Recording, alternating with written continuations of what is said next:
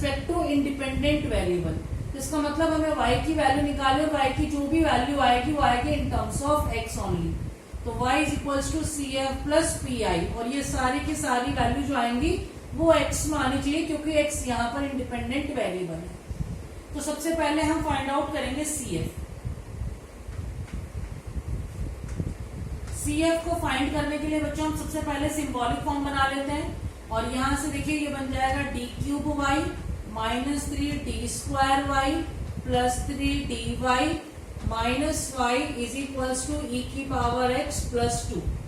यहां से आप y को कॉमन ले लीजिए और देखिए कि ये क्या बनकर आ रहा है। अगर इसके फैक्टर बन पाते हैं तो वेल एंड गुड। यहां से इस तरीके से बनकर आ गया, और आप आराम से देख पा रहे हैं कि ये d माइनस 1 का होल क्यूब का फॉर्मूला बन गया। यानी कि आपकी ये जो डिफरेंशियल इक्वेशन थी ये कुछ इस तरीके से दिखाई दे रही है। इस डिफरेंशियल इक्वेशन में ये जो पोर्शन है that is called F D, ये एफ डी है, और ये पूरी की पूरी value is called F x, जहां से हम पी आई निकालेंगे। तो यहां से हम लोग निकालने जा रहे हैं सी एफ, और इस साइड से हम निकालेंगे पी आई। तो हम सी एफ निकालेंगे सबसे पहले।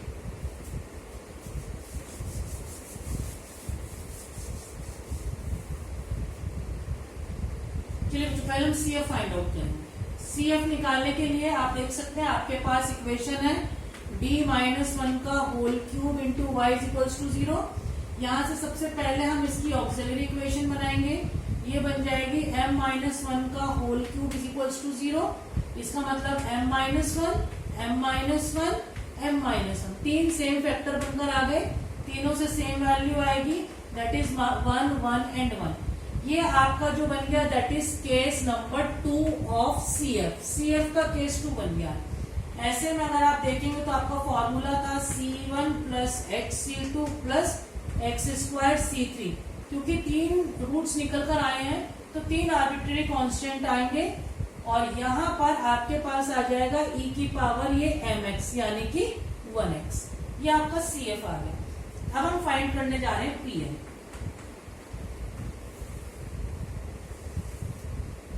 पी आई निकालने के लिए फॉर्मूला होता था 1 upon F D into F x. F D आप देख सकते हैं यहां से क्या दे रखी है, d माइनस 1 का होल क्यूब, और एफ एक्स की वैल्यू e की पावर x प्लस का 2।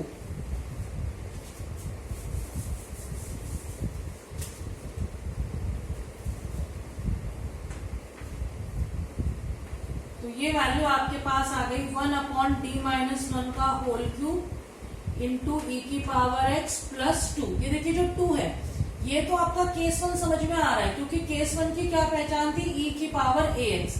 तो e की पावर ax तो यहाँ पे बन रहा है, लेकिन 2 बीइंग अ कांस्टेंट हम इसको लिख सकते हैं e की पावर 0x। तो ऐसे कर कर ये भी केस 1 बन गया, ये भी केस 1 बन गया। लेकिन अगर आप नोटिस करेंगे तो यहाँ पर a की वैल्यू 0 है, और यहाँ पर आप देख सकते हैं a की वैल्यू 1 है। तो दोनों में सेम केस तो लग रहे हैं, लेकिन क्योंकि a की वैल्यू अलग अलग है तो हम इन दोनों को अलग अलग डील करेंगे। तो यहाँ से हम इसको लिख लेते हैं 1 अपॉन डी माइनस 1 का होल क्यूब इंटू ई की power x plus 1 upon D minus 1 का whole cube into twice of E की पावर 0x। इस वाले में आप देख सकते हैं a की वैल्यू 1 है, और यहाँ पर a की वैल्यू 0 है। इस पूरे के पूरे टर्म को मैं फिलहाल I1 और इस वाले को I2 बोल रही हूँ, और ये हमारा PI निकलने जा रहा है I1 प्लस I2। हम इनको अलग अलग सिंप्लीफाई करेंगे।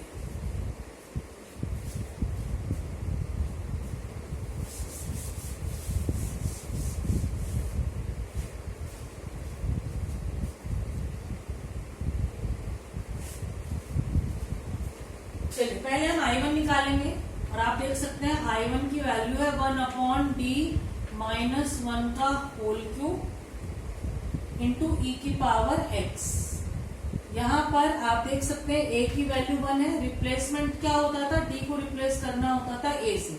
a की वैल्यू 1 है। जैसे आप यहाँ पर 1 पुट करेंगे तो ये बन जाएगा आपका 1 अपॉन 0 ई की पावर x। 1 अपॉन 0 बनने का मतलब है कि ये बन गया केस ऑफ फेलियर,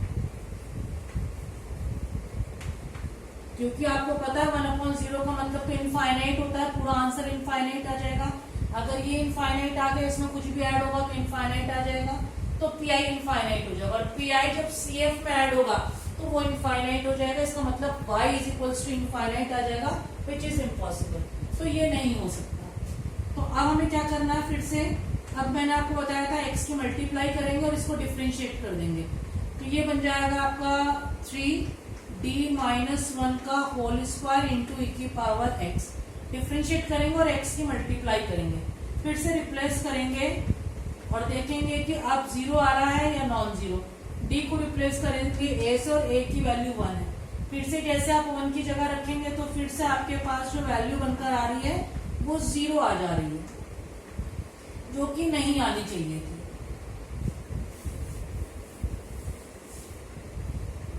तो यहां पर फिर से केस ऑफ फेलियर हो रहा है। अब क्या करेंगे, अब फिर से यहां पर एक और x की मल्टीप्लाई करेंगे और अब इसको एक बार और डिफरेंशिएट करेंगे।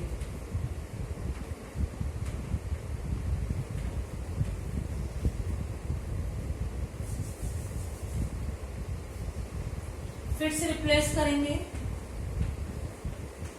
जहां जहां पर d है उसकी जगह a, जिसकी वैल्यू 1 है। जैसे आप d की जगह 1 रखेंगे फिर से केस ऑफ फेलियर बन रहा है।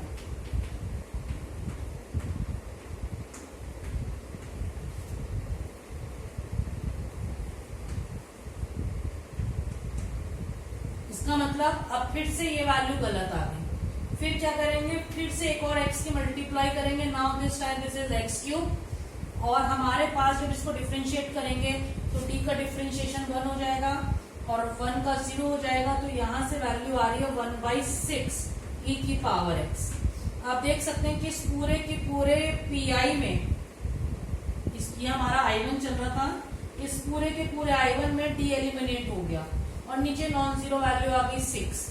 तो ये हमारा हो गया आंसर। ये आंसर अभी I1 आया, अभी हमें I2 और वैल्यू फाइंड आउट करनी है। तो I2 को देखते हैं।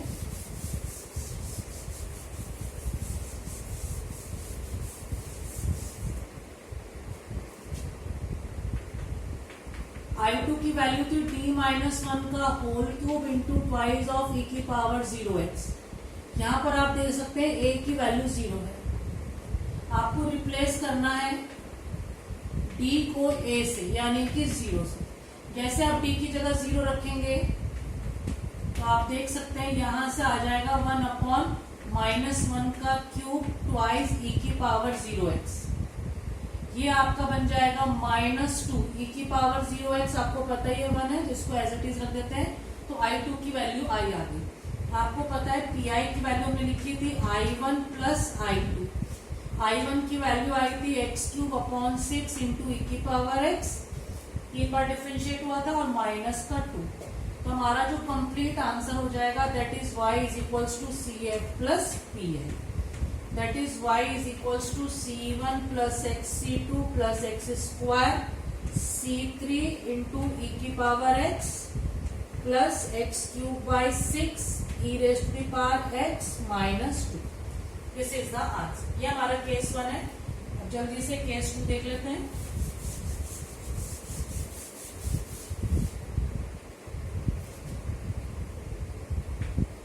केस 2 ये कहता है कि अब आपके पास जो fx होगा वो cos ax या sin ax, और इसके साथ कोई कांस्टेंट b भी हो सकता है।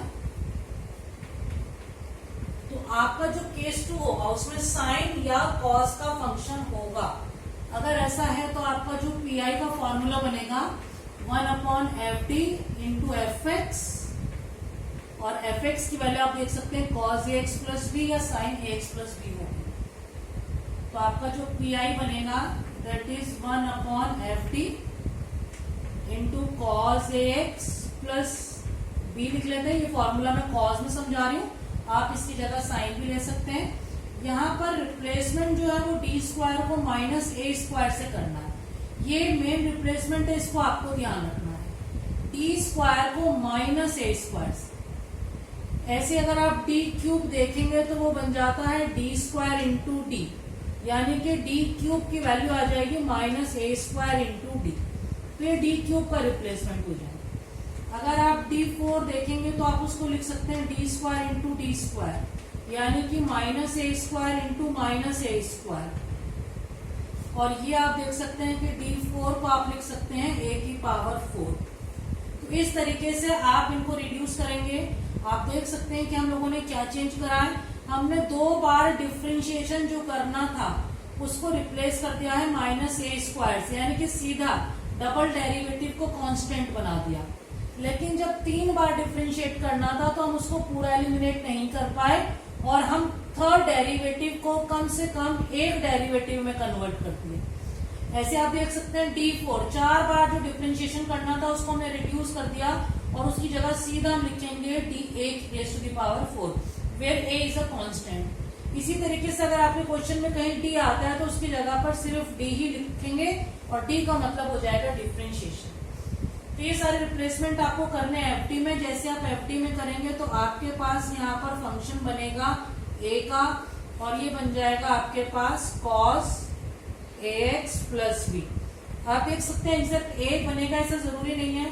अगर D4 हुआ तो सिर्फ a का फंक्शन बनेगा, लेकिन अगर D क्यूब हुआ तो ये यहाँ पर D भी बन सकता है। तो इसका मतलब आपका फंक्शन a का बनेगा या आपका फंक्शन D का भी बन सकता है। तो ये आपका पूरा आंसर हो सकता है, प्रोवाइडेड ये वैल्यू आपकी 0 नहीं होनी चाहिए। तो शॉर्टकट में हम इसको ये लिखते हैं कि सपोज आपका फंक्शन बन गया है a का, d का भी बन सकता है। d का डिनोमिनेटर में आए तो वो इंटीग्रेशन हो जाता है। तो हम ये कहेंगे कि आंसर हो सकता है provided f a should not be equals to 0। ये 0 नहीं होना चाहिए, बट इफ एफ ए की वैल्यू 0 हो जाए तो ये हमारा हो जाता है केस ऑफ फेलियर। बिल्कुल प्रीवियस केस की तरह हम लोग इसको डील करेंगे और जैसे प्रीवियस केस में करा था बिल्कुल ऐसे अब करेंगे। x की मल्टीप्लाई करेंगे, एक बार डिफ्रेंशिएट करेंगे d को और यहाँ पर फिर से लिखेंगे cos ax प्लस b। बिल्कुल प्रीवियस मेथड की तरह चलेगा। पहले डिफ्रेंशिएशन करना है, x की मल्टीप्लाई करना है और फिर रिप्लेसमेंट दोबारा से करने।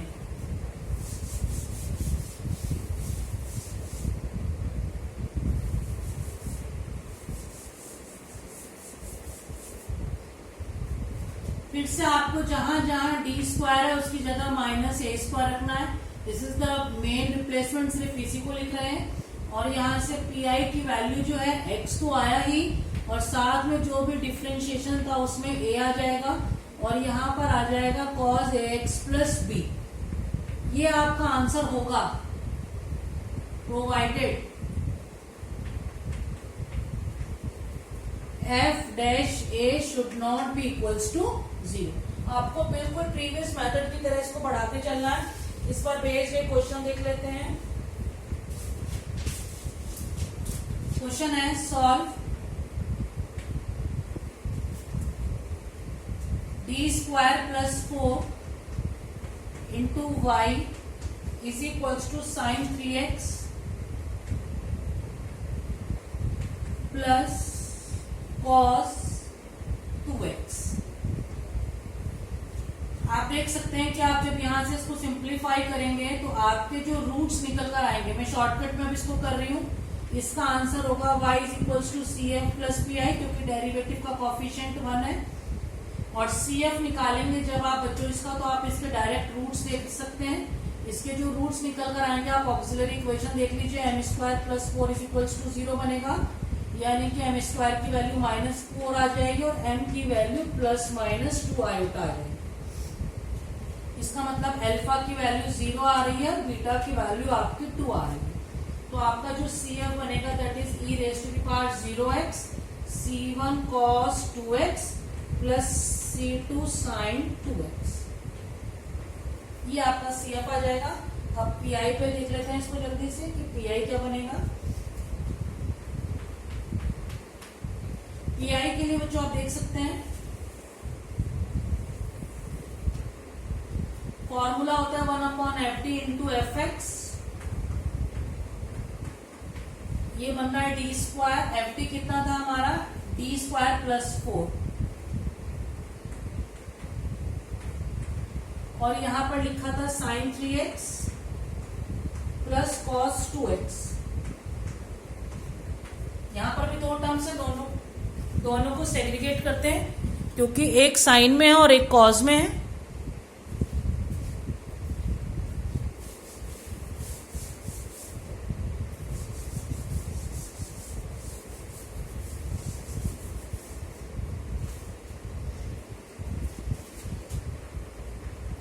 इसको हम लोग अलग अलग कर लेते हैं। डी स्क्वायर प्लस 4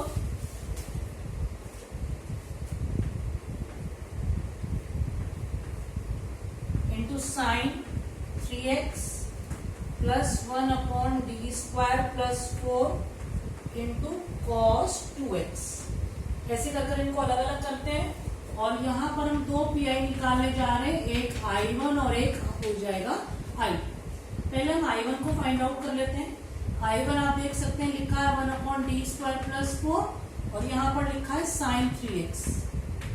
क्योंकि यहाँ पर साइन आ गया, ये आपका केस 2 की पहचान है और आप देख सकते हैं a की वैल्यू यहाँ पर 3 है, तो आपको रिप्लेसमेंट करना होता था, डी स्क्वायर को रिप्लेस करना होता माइनस a स्क्वायर से, that is minus 3 square, that is minus का 9। यहाँ पर रखते हैं और देखते हैं क्या बनकर आ रहा है, 1 upon minus 9 plus 4 into sine 3x। ऐसे कर माइनस 9 प्लस 4 हो जाता है आपका माइनस का 5 साइन x, साइन 3x। क्योंकि आप देख सकते हैं कि आपकी जो वैल्यू है वो नॉन जीरो आ गई, तो आपका ये फिलहाल आंसर इतना आ गया, दैट इज I1। अब हम निकालेंगे, फाइंड आउट करेंगे I2।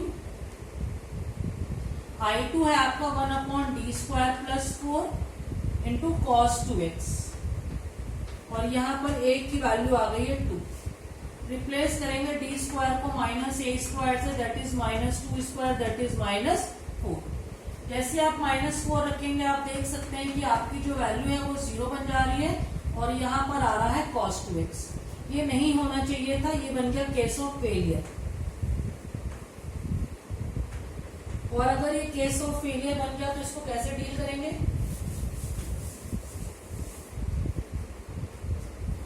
सेम जैसे अभी आपको बताया था, इस पूरे फंक्शन को, ये जो आपका I2 था, इस पूरे को एक बार डिफरेंशिएट करेंगे with respect to d by multiplying by x।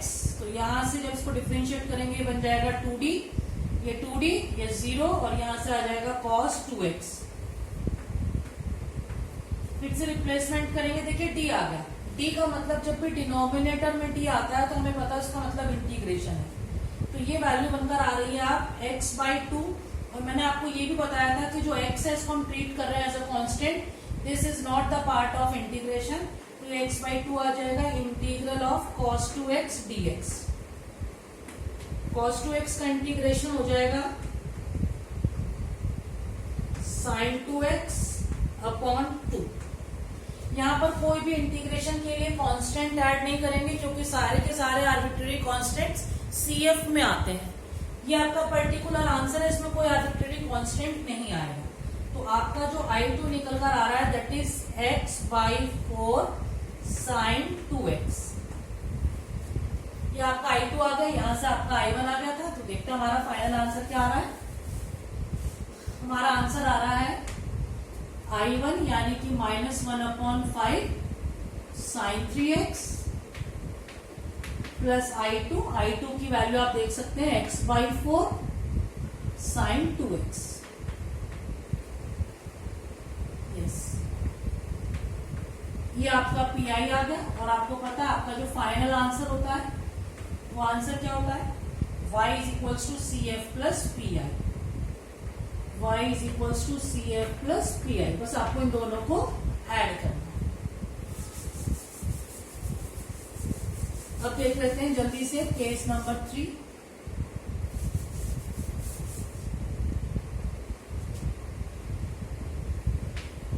Case 3 ये कहता है कि अब जो आपका fx होगा वो एक पॉलिनोमियल की फॉर्म में होगा। तो ऐसे में जो आपका PI का फॉर्मूला बनेगा वो बनेगा 1/FD इंटू x की पावर n। आपको करना क्या है, आपको इस FD को न्यूमरेटर में ले जाकर पहले तो नेगेटिव इंडेक्स के साथ इसमें आपको इसको एक्सपेंड करना है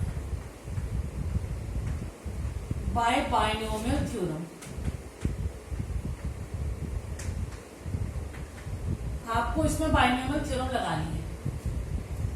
बाइनोमियल थ्योरम को एक बार देख लेते हैं।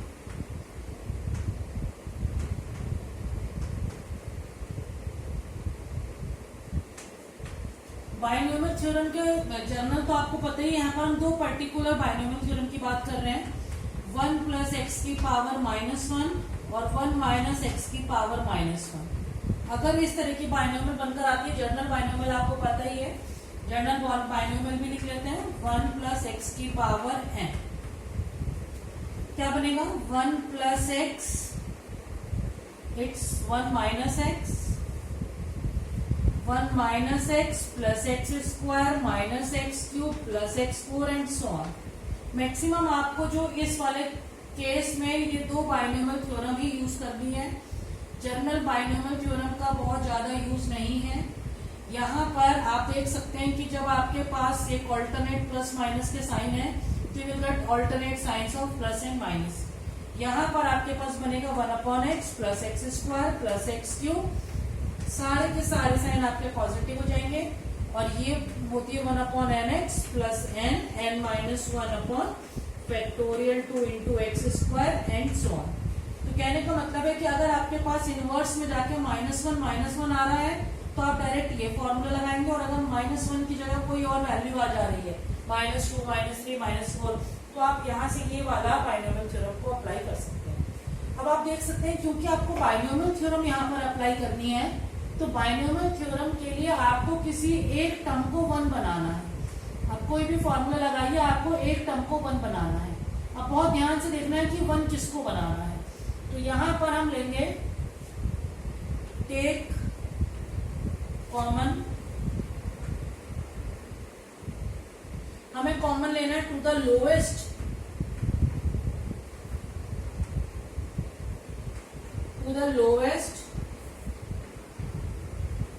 Degree term, to the lowest degree term to make it 1।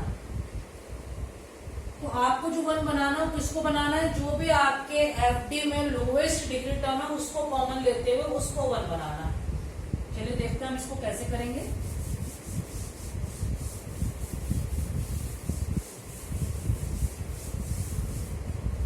एक एग्जांपल देखते हैं इसका।